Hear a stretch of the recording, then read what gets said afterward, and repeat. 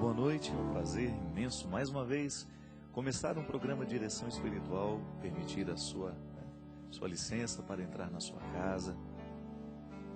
Toda vez que nós nos culpamos por alguma coisa, de alguma forma nós paralisamos o nosso processo humano. Culpa é sempre um processo de paralisação da vida. Mesmo porque a culpa é um processo de neurose em nós. É um processo de acusação interior, que ao invés de nos mover para consertar aquilo que a gente fez de errado, ela nos mantém no amargor daquilo que a gente fez errado. Você já deve ter se sentido culpado em muitos momentos da sua vida, e se você analisar comigo, talvez você chegue a essa mesma conclusão. Ou não. Que toda vez que você se culpou, você se travou, você se impediu de ir além, justamente no processo de amargurar o erro cometido. Diferente do arrependimento. A gente já fez aqui essa distinção, mas vale a pena mais uma vez a gente lembrar. O arrependimento é diferente da culpa, porque ele nos move para fazermos alguma coisa em relação àquilo que a gente fez de errado. Se eu estou culpado por uma situação, é possível que eu fique paralisado nessa culpa o resto da minha vida.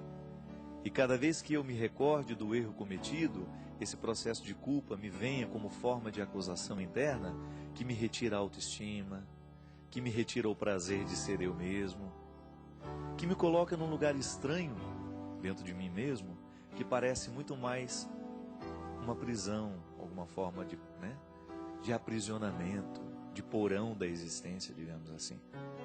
Diferente do arrependimento, que nós poderíamos dizer que ao invés de porão, como é a culpa, são janelas que se abrem para que a gente possa ver a vida de um jeito diferente. E aí você pode distinguir comigo. Quando você se sentiu culpado, você se sentiu destruído. Mas quando você se sentiu arrependido, você se sentiu com vontade de fazer diferença, de modificar o ato. Está vendo como é tênue, mas é profundo e é essencial nós fazermos essa distinção. Quando eu me culpo por aquilo que eu fiz de errado, eu corro o risco de continuar errado, me amargurando por não ter conseguido fazer certo. Mas quando eu me arrependo dos meus erros, eu me movo para ir em direção a estes erros e então consertá-los. É como se você julgasse hoje, na prisão, alguém que se reconhece culpado dos erros, alguém que a justiça considerou culpado por aquilo que fez. Na prisão, ela não tem condições de modificar o que ela fez. Na prisão, ela vai apenas amargurar na solidão daquela cela a certeza de que ela errou. Diferente se nós tivéssemos um outro sistema, ou quem sabe se nós tivéssemos uma humanidade para isso, que a gente sabe que também é difícil. Se nós conseguíssemos fazer aquela pessoa, ao invés de sentir-se culpada dentro da prisão, ela pudesse sentir-se arrependida em algum outro lugar que não fosse uma prisão, mas que pudesse representar para ela uma oportunidade de refazer a sua vida. É assim que trabalha, por exemplo, todo o processo de recuperação de drogados. Nós não queremos que o drogado se sinta culpado por aquilo que ele fez com ele. Mesmo porque se ele ficar amargurando o tempo de drogas, o tanto que ele se intoxicou, o tanto que ele prejudicou a sua saúde, dificilmente ele vai conseguir sair disso.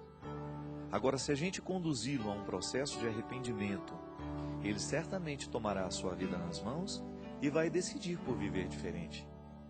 Porque o arrependimento é de Deus em nós. É processo de Deus na vida humana. Ao contrário que a culpa é muito mais um processo do diabólico. Não é verdade? São tantas as estruturas diabólicas que estão prontas para nos acusar. E Jesus já dizia isso de maneira muito bonita, que o diabo é o pai da acusação. Tudo isso está implícito nas palavras de Jesus quando ele demonstra que a sua vida, o seu jeito de ser, o seu ensinamento, não é para trazer condenação ao ser humano. Mesmo porque a gente já se sente condenado de tantas coisas, não é verdade? E se em algum momento a igreja, o discurso cristão, por razões históricas, tornou-se instrumento de culpa e acusação, nós não queremos mais isso. João Paulo II inaugurou um tempo bonito demais na igreja, de reflexão, de trazer cada vez mais a clareza dessas janelas que se abrem, para nós entendermos que o processo de Jesus em nós é a misericórdia. E o Papa Bento XVI começou o seu pontificado assim, dizendo que Deus é amor.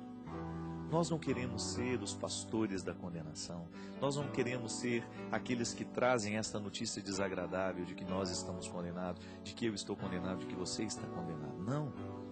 O nosso discurso tem que ser para mexer na sua cabeça, no seu coração, na sua consciência, não para que você se sinta culpado daquilo que você fez, mas que você se sinta arrependido. Michel Foucault, um grande escritor francês, escreveu uma obra preciosíssima que se chama Vigiar e Punir. E ele faz uma crítica severa a todas as instituições que se prevaleceram no tempo por força da culpa, por força daquele sentimento ruim que as autoridades provocavam no coração de seus subalternos para que eles se sentissem culpados e, sentindo-se culpados, eles pudessem ser fiéis às suas autoridades. Não é isso que nós queremos. Pode ser que você tenha sido educado num sistema educacional altamente repressor, que imputou dentro do seu coração o conceito de culpa como absolutamente necessário para você viver, para você ser disciplinado. Não. A carta de São Paulo aos Gálatas é uma das traduções mais perfeitas do conteúdo da essência do cristianismo, que é justamente a liberdade. Deus quer provocar em nós a liberdade, a capacidade de sermos livres. E nenhum ser humano que se sente culpado pode ser livre, porque a culpa nos trava, a culpa nos segura, diferente do arrependimento que promove em nós uma liberdade para a gente ir em busca de tudo aquilo que a gente precisa buscar para modificar o nosso coração. Quem sabe hoje este programa possa nos ajudar assim, a retirar do nosso coração todo o processo de culpa e nos ajudar a entender todo o processo do arrependimento. Fez alguma coisa de errado hoje? Não vá se sentir culpado por isso. Não vá amargurar a sua noite de sono, não vá perder a sua noite de sono sentindo-se culpado por aquilo que você não acertou no dia de hoje. Mas vá dormir arrependido. O arrependimento já vai provocar dentro de você um bem-estar, eu garanto. Porque o arrependimento já é o primeiro passo do perdão.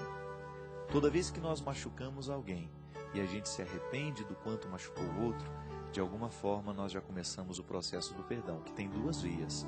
O perdão que eu dou a mim mesmo por ter sido fraco naquele momento, por não ter agido de um jeito certo, e o perdão que eu dou ao outro. É sempre assim. Se eu sou machucado, eu preciso viver as duas vias do perdão. Perdoar a mim mesmo por ter sido fraco, por ter me deixado abater pela maldade do outro, porque é um processo inconsciente, mas acontece isso com a gente, e também ser capaz de olhar nos olhos do outro e conceder a ele também o direito de ser fraco. Este é um programa de gente fraca, mas é um programa que nos ajuda na fraqueza a descobrir a fórmula que nos vai ajudar ainda que seja um pouquinho de fortaleza nessa vida, porque faz bem a todos nós.